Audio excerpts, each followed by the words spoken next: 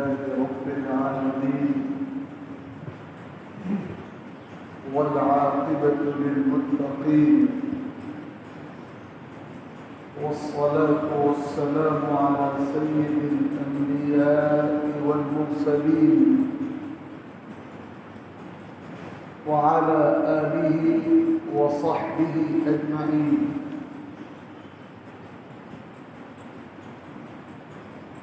أما بعد فأعوذ بالله من الشيطان الرجيم. بسم الله الرحمن الرحيم. لا إكراه في الدين قد تبين الرشد من الغي.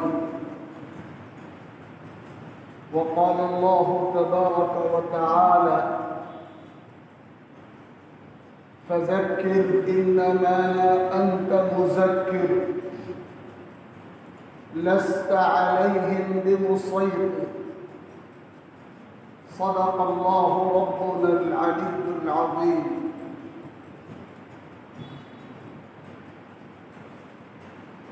بزرگوں اور بھائیوں،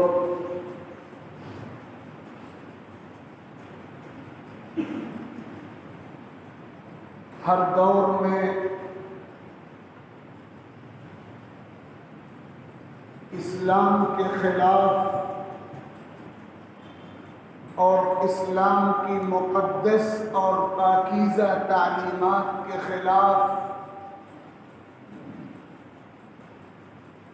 مستقل طور پر ایک لابی کی طرف سے پروپیگنڈوں کا بازار گرم کیا جاتا رہا. نت نئے شوشے ہر دور میں چھوڑے جاتے رہے ہیں اور اسلام کو اور اسلام کے نظام کو اور تعلیمات کو مطعون کرنے کی ناپاک کوششیں اور جسارتیں ہر دور میں ہوتی رہی. حالیہ دنوں میں ایک بار پھر جبراً مذہب تبدیل کرانے کا شوشہ پوری طاقت کے ساتھ چھوڑا گیا ہے اور پرنٹ میڈیا سے لے کر الیکٹرانک اور سوشل میڈیا تک ایک طوفان مچا ہوا ہے. اسلام کے خلاف، اسلام کی تعلیمات کے خلاف اور مسلمانوں کے خلاف اور جبراً تبدیل مذہب کرائے جانے کا پروپیگنڈا پوری طاقت کے ساتھ پیش کیا جا رہا ہے اور یہ تاثر دینے کی کوشش ہو رہی ہے کہ گویا خصوصیت کے ساتھ اس ملک میں مسلمانوں کے ایک بہت بڑے طبقے کی طرف سے جبری طور پر غیر مسلموں کو اسلام قبول کرایا جا رہا ہے، ان کو اسلام قبول کرنے پر مجبور کیا جا رہا ہے. آپ سب حضرات بخوبی واقف ہیں کہ یہ وہ پروپیگنڈا ہے جو پوری طاقت کے ساتھ چل رہا ہے اور بہت سے لوگوں کو اس حوالے سے ٹارگٹ اور نشانہ بنایا گیا. حالانکہ اگر سچائی کی تلاش ہو اور ناانصافی اور ظلم اور جھوٹ اور دوسروں کو بدنام کرنے کے جذبات سے الگ ہو کر دیانتداری کے ساتھ دیکھا جائے تو اس طرح کے پروپیگنڈوں کا اور اس طرح کے الزامات کا حقیقت سے اور سچائی سے 1% بھی، بلکہ ذرہ برابر بھی، بلکہ دور دور تک بھی کوئی تعلق اور کوئی واسطہ نہیں ہے۔ اس ملک میں غیر مسلم برادران وطن 80% ہیں، اور دبے ہوئے اور کچلے ہوئے مسلمان جو تعداد میں بھی کم ہیں اور مظلومیت کے شکار ہیں، اور جن کو روٹی کپڑے اور مکان کے آگے کچھ کرنے اور سوچنے کی فرصت بھی نہیں ملتی، صرف 20% ہیں۔ عقل کبھی بھی اس بات کو قبول نہیں کر سکتی، اور حقیقتیں کبھی اس بات کا ساتھ نہیں دے سکتی کہ مسلمانوں کی طرف سے غیر مسلموں کو اور غیر مسلموں کے سرکل میں کسی کو جبری طور پر اسلام قبول کرنے پر مجبور کر دیا جائے۔ لہذا اس طرح کے تمام الزامات کہیں سے کہیں تک سچائی سے تعلق رکھنے والے نہیں ہیں۔ افسوس یہ ہے کہ جو طاقتیں برسر اقتدار ہیں، ان طاقتوں کی طرف سے اپنے سیاسی مقاصد کے حصول کے لیے میڈیا کی پوری طاقت کا سہارا لے کر یہ کام کیا جا رہا ہے، اور جن کے دماغوں میں پہلے سے زہر بھرا ہوا ہے ان کی تو بات چھوڑ دی جائے۔ ایک بہت بڑا طبقہ برادران وطن میں ان افراد کا ہے جس کے دماغ میں زہر نہیں ہے، عناد نہیں ہے، لیکن اس طرح کے پروپیگنڈوں سے وہ طبقہ بھی متاثر ہوتا ہے۔ اور ہم مسلمانوں میں بھی ایک بہت بڑی تعداد ایسے افراد کی ہے جن کا شعور زندہ نہیں ہے اور جن کا دین سے دور دور تک بھی تعلق نہیں ہے، وہ بھی ایسے موقعوں پر کہیں نہ کہیں غلط فہمیوں کا شکار ہو جاتے ہیں۔ وہ اس کا اظہار کریں یا نہ کریں، ان کے دماغوں میں غلط فہمیوں کے جرثوم میں پرورش پاتے ہیں۔ اچھی طرح اس حقیقت کو سمجھ لیا جائے کہ اللہ تعالیٰ نے اسلام کی شکل میں جو دین ہم کو عطا فرمایا ہے، اور جس دین کی بنیاد قرآن مجید پر رکھی گئی ہے، اور جس دین کی بنیاد جناب رسول اللہ صلی اللہ علیہ وسلم کی سنت پر رکھی گئی ہے، اس دین میں جبری طور پر مذہب تبدیل کرانے کی کوئی گنجائش نہیں ہے۔ میں نے خطبے میں قرآن مجید کی وہ آیت پڑھی تھی جس میں اللہ تعالیٰ نے اصول بیان فرمایا ہے، لا اکراہ فی الدین قد تبین الرشد من الغی۔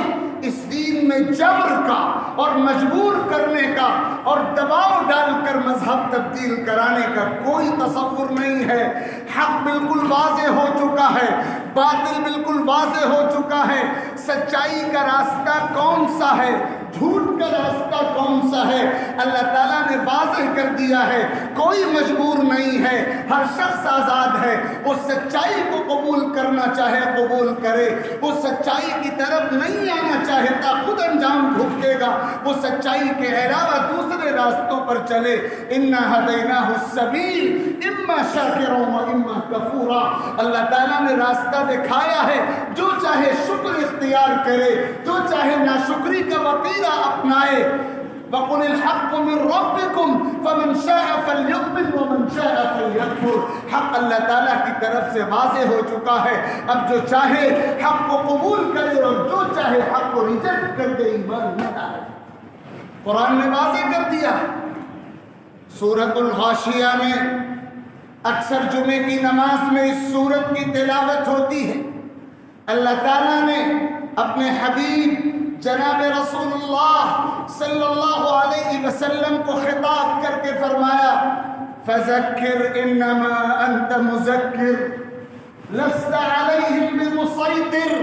اے نبی، آپ حق کا پیغام پہنچائیے، آپ کا کام صرف پیغام پہنچانا ہے، آپ جبر کرنے والے نہیں ہیں، آپ زبردستی کسی چیز کو مسلط کرنے کے لیے نہیں ہیں۔ کوئی مانتا ہے تو مانے، اور اگر نہیں مانتا آپ کنارہ کش ہو جائیے۔ فَإِن تَوَلَّوْا فَإِنَّمَا عَلَيْكَ الْبَلَاغُ الْمُبِينُ۔ اگر کوئی نہیں مانتا تو آپ یہ کہہ دیجئے کہ میرا کام پہنچانا تھا، تمہارا کام ماننا نہ ماننا ہے، میں نے اپنا کام پورا کر دیا، میں مجبور نہیں کر سکتا، میں جبر نہیں کر سکتا، میں دباؤ نہیں ڈال سکتا، میں زبردستی تمہارے مذہب کو، تمہارے طریقے کو تبدیل نہیں کر سکتا۔ پورا قرآن اس طرح کی تعلیمات سے لبریز ہے، پورا قرآن اس طرح کے اصولوں سے بھرا ہوا ہے۔ سورۃ الکافرون نماز پڑھنے والے ہر مسلمان کو یاد رہتی ہے، جس میں اللہ تعالیٰ نے حکم دیا ہے اپنے نبی کو کہ آپ غیر مسلموں سے کہہ دیجیے قل یا ایھا الکافرون لا اعبد ما تعبدون ولا انتم عابدون ما اعبد ولا انا عابد ما عبدتم ولا انتم عابدون ما اعبد۔ آپ کہہ دیجئے غیر مسلموں سے کہ تم جس کی عبادت کرتے ہو کرتے رہو، میں جس کی عبادت کرتا ہوں کرتا رہوں گا، لکم دینکم ولی دین، تمہارا دین تمہارے لیے ہے، میرا دین میرے لیے۔ لنا اعمالنا ولکم اعمالکم، میرا عمل میرے لیے ہے، تمہارا عمل تمہارے لیے۔ زبردستی مذہب تبدیل کرانے کی کوئی گنجائش ہمارے دین میں کہیں سے کہیں تک نہیں ہے۔ قرآن نے بار بار اس حقیقت کو کلیئر اور واضح کر دیا۔ اور پھر آگے بڑھیے، حضور پاک علیہ الصلوۃ والسلام کی سیرت دیکھیے، کتنے موقع ہیں آقا کی زندگی میں، آپ چاہتے تو پوری قوم کو مجبور کرتے اور قوم کو مجبوراً کلمہ پڑھنا پڑتا، لیکن آپ نے کبھی یہ آپشن اختیار نہیں فرمایا۔ بدر کا غزوہ ہوا، رمضان سن 2 ہجری میں، اسلام کی تاریخ کی پہلی میدانی جنگ ہے، اور 70 غیر مسلم گرفتار ہوئے، وہ جنگی قیدی ہیں، ان کو مدینے لایا گیا ہے۔ اگر آپ چاہتے تو مجبور کر دیتے ان کو، اور ان کے سامنے یہی آپشن رکھتے کہ تم اس وقت تک گرفتاری سے اور اسیری سے رہائی نہیں پا سکو گے جب تک کلمہ نہیں پڑھ لو گے، لیکن حضور پاک علیہ الصلوۃ والسلام نے ہرگز ان کو مجبور نہیں کیا، اور ان کی رہائی کے لیے اسلام قبول کرنے کی کوئی شرط عائد نہیں فرمائی۔ جب آپ ہجرت کے بعد مدینہ المنورہ تشریف لائے تھے تو اس وقت مدینے میں یہودیوں کا دبدبہ تھا، اور 3 قبیلے بڑے طاقتور، مضبوط سیاسی اور مالی اور معاشی پاور رکھنے والے مدینے میں موجود تھے۔ قبیلے بنو قینقاع، قبیلے بنو نذیر، قبیلے بنو قریظہ، یہ قبیلے موجود تھے۔ آپ صلی اللہ علیہ وسلم نے مدینہ تشریف لانے کے بعد اپنا یعنی مسلمانوں کا یہود کے ان قبیلوں سے جو غیر مسلم تھے، ان قبیلوں سے معاہدہ کیا۔ اس معاہدے کو سیرت میں میثاق مدینہ کہا جاتا ہے، اور جو میثاق مدینہ کے نام سے معاہدہ ہوا، اس میں جو بنیادی دفعات تھیں، ان میں پہلی دفعہ یہ تھی کہ مدینے میں رہنے والا ہر باشندہ، خواہ کسی مذہب کا ماننے والا ہو، مسلمان ہو یا غیر مسلم ہو، وہ دوسرے کی جان، دوسرے کے مال اور دوسرے کی آبرو کی حفاظت کرے گا۔ اور دوسری بنیاد، اگر باہر کا کوئی دشمن مدینے پر حملہ آور ہوگا تو مدینے کے تمام باشندے مذہب کو دیکھے بغیر اس دشمن کا متحد ہو کر مقابلہ کریں گے۔ اور تیسری بنیاد جس کا میں اس وقت ذکر کرنا چاہتا ہوں، مدینے کے ہر باشندے کو اپنے مذہب پر عمل کرنے کی مکمل آزادی ہوگی، اور کوئی اپنے مذہب کو چھوڑ کر دوسرے مذہب کو قبول کرنے کے لیے مجبور نہیں ہوگا۔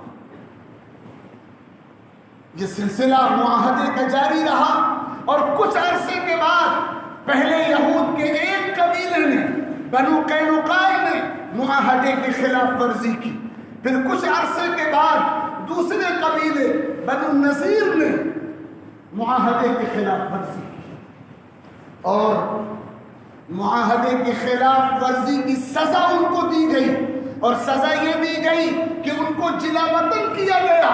حضور اس پوزیشن میں تھے کہ اگر چاہتے تو سزا کے طور پر جبراً ان سے مذہب تبدیل کروا دیں، جبرن اسلام قبول کرواتے، لیکن آپ نے جبرن اسلام قبول نہیں کرایا، ان کو جلا وطنی کی سزا دی۔ چنانچہ بنو قینقاع کے 700 لوگ مدینے کو چھوڑ کر شام کے علاقے ازرعات میں منتقل ہوئے، اور بنو النضیر کے تقریباً 2000 لوگ کچھ خیبر کی طرف اور کچھ شام کی طرف منتقل ہوئے، لیکن آپ نے کسی کو جبرن مذہب تبدیل کرنے کی طرف نہیں بلایا۔ ایسی مثالیں بے شمار ہیں۔ مکے کی فتح کا واقعہ آپ یاد کیجیے۔ مکہ جب فتح ہوا ہے اور حرم کے صحن میں 20 رمضان سن 8 ہجری حرم کے صحن میں آپ کھڑے ہیں، اور آپ کے سامنے دشمنوں کا پورا قافلہ ہے، اور آپ نے یک لخت سب کو معاف کر دیا ہے۔ آپ چاہتے تو ایک ایک کو مجبور کرتے کہ اسلام قبول کرو، اور سب کو اسلام قبول کرنا پڑتا اور جبرن مذہب کی تبدیلی ہوتی، لیکن نہیں، آپ نے کسی کو اسلام قبول کرنے پر مجبور نہیں کیا، سب کو یک لخت بلا شرط معاف۔ حضرت عمر فاروق رضی اللہ تعالی عنہ کے بارے میں آتا ہے کہ ایک موقع پر انہوں نے ایک عیسائی عورت کو اسلام قبول کرنے کی دعوت دی، تو اس عورت نے جواب میں یہ کہا کہ میں بوڑھی ہو چکی ہوں اور میں مرنے کے قریب ہوں، اور میں مرتے مرتے اپنا مذہب تبدیل نہیں کر سکتی۔ حضرت عمر مجبور کر سکتے تھے، لیکن مجبور نہیں کیا، اور یہی آیت پڑھی، لا اکراہ فی الدین، اسلام میں مجبور کرنے کی کوئی اجازت نہیں، اس کو اس کے حال پر چھوڑا۔ میں یہ پوری تفصیل آپ کی خدمت میں اس لیے عرض کر رہا ہوں کہ یہ جو جبری تبدیلی یہ مذہب کا شوشہ ہے، اس کا سچائی سے کوئی تعلق نہیں ہے۔ اسلام کسی کو بھی جبرن مذہب کی تبدیلی پر کبھی آمادہ نہیں کر سکتا۔ اسلام کبھی بھی جبری تشدد کے ذریعے نہیں پھیلا ہے، وہ اخلاق کی طاقت سے پھیلا ہے۔